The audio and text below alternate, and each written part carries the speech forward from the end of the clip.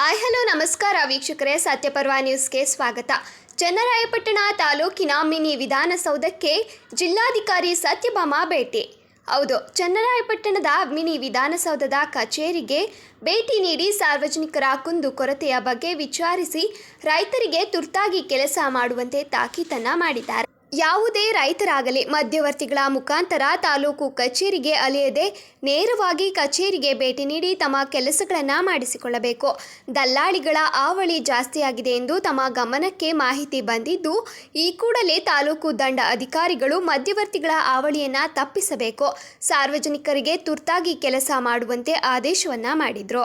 ಈ ಸಂದರ್ಭದಲ್ಲಿ ತಾಲೂಕು ದಂಡಾಧಿಕಾರಿ ವಿಎಸ್ ನವೀನ್ ಕುಮಾರ್, ಗ್ರೇಡ್ ತಹಶೀಲ್ದಾರ್ ನಾಗರಾಜು, ರಾಜಸ್ವ ನಿರೀಕ್ಷಕರಾದ ಎಂಆರ್ ಮಂಜುನಾಥ್, ಉಪ ತಹಶೀಲ್ದಾರ್ ಅನಿಲ್ ಕುಮಾರ್, ರೈತ ಸಂಘದ ತಾಲೂಕು ಅಧ್ಯಕ್ಷರಾದ ಸೊಪ್ಪಿನಹಳ್ಳಿ ಶಿವಣ್ಣ ಸೇರಿದಂತೆ ಇತರರು ಹಾಜರಿದ್ದರು.